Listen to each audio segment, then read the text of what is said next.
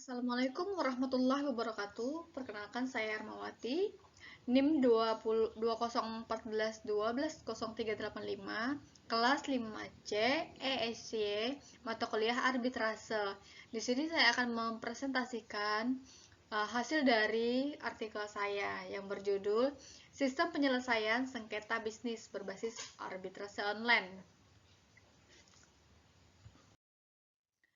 Bagian abstrak, artikel ini berfokus pada proses pemilihan arbiter online sebagai penyelesaian sengketa online. Dokumen ini adalah analisis deskriptif. Metode analisis yang digunakan dalam penelitian ini adalah analisis dari berbagai sumber yang dilakukan dengan menganalisis, mengevaluasi, dan meringkas berbagai sejumlah artikel, buku, jurnal, dan kepustakaan. Dengan menggunakan metode penelitian kepustakaan, kesimpulan yang ditarik dari sejumlah bacaan literatur merupakan data yang terkumpul. Metode pengumpulan literatur bacaan digunakan untuk menyusun penelitian ini, yang kemudian dianalisis, digabungkan dengan semua temuan, dan diakhiri dengan penalaran proses untuk penyajian temuan baru. Artikel ini berfokus pada proses pemilihan arbiter online sebagai penyelesaian sengketa online. Demikian, dokumen ini adalah analisis deskriptif.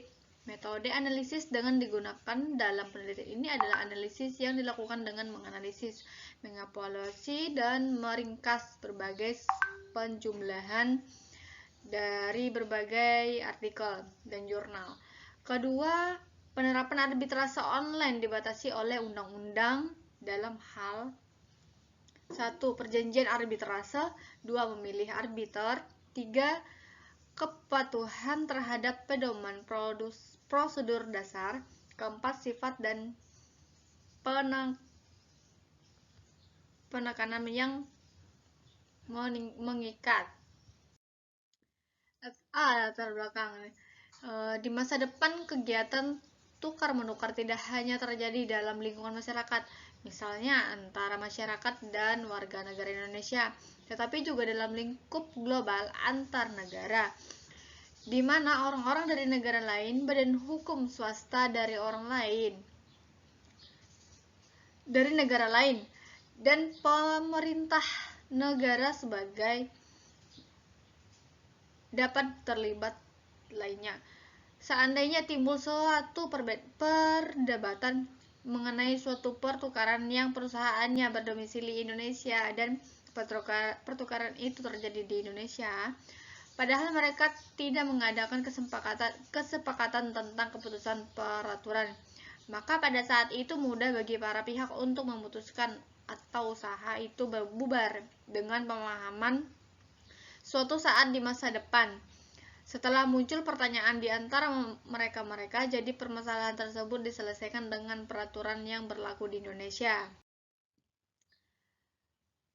Bagian B, metode penelitian observasi yang digunakan yaitu deskriptif kualitatif atau penelitian yang mengkaji, menjelaskan, dan merangkum berbagai sumber. Dengan menggunakan metode penelitian kepustakaan, library, research, jurnal, dan artikel, kesimpulan yang ditarik dari sejumlah bacaan literatur merupakan data yang terkumpul. Metode pengumpulan literatur bacaan digunakan untuk menyusun penelitian ini, yang kemudian dianalisis, digabungkan dengan semua temuan, dan diakhiri dengan proses penalaran dan penyajian terbaru. Bagian C, sistem penyelesaian sengketa. Tujuan penyelesaian yang diambil adalah istilah umum untuk tujuan pertanyaan di luar pengadilan. Pertemuan yang berbeda, terutama yang berfungsi di dunia bisnis. Tujuan debat pilihan ADR adalah kerangka tujuan pertanyaan yang menggunakan metodologi yang berbeda, yang masing-masing dibuat masuk akal secara mendalam di bawahnya. Yang pertama,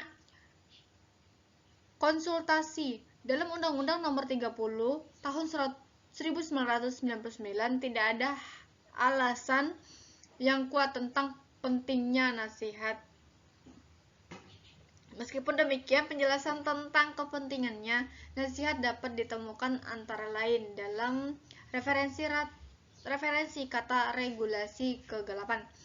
Yang masuk akal dari pembahasan tersebut adalah demonstrasi konseling atau pemberian.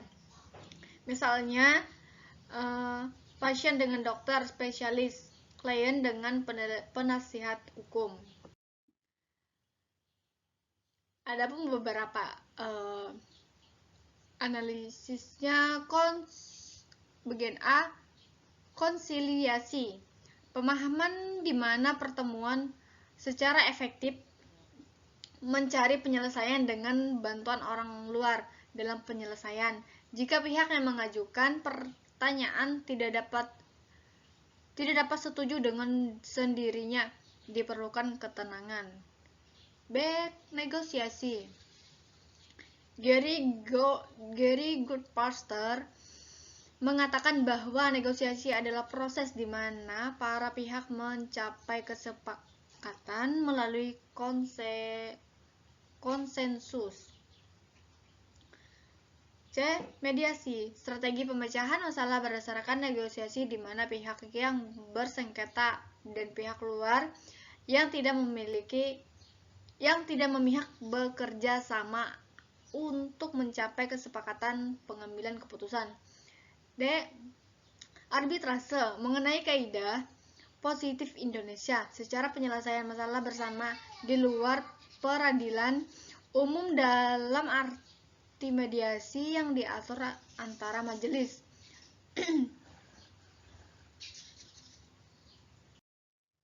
D.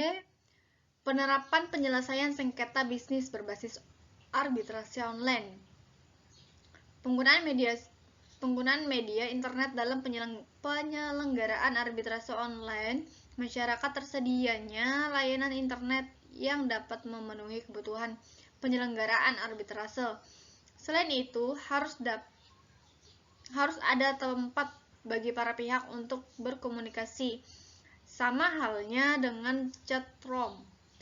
Ruang untuk komunikasi menggunakan audio dan video waktu nyata, real-time audio-visual streaming. Perkembangan arbitrase online. Suatu hal yang menonjol di era globalisasi saat ini adalah beberapa banyak teknologi internet digunakan di hampir setiap aspek kehidupan, termasuk bisnis e-commerce atau kegiatan bisnis berbasis elektronik atau teknologi internet merupakan fase baru dalam bisnis online. Dalam penyelesaian sengketa online bisnis yang juga harus berbasis teknologi internet, pasti dipengaruhi oleh situasi yang diuraikan di atas dan pertumbuhan e-commerce. Sekian presentasi dari saya.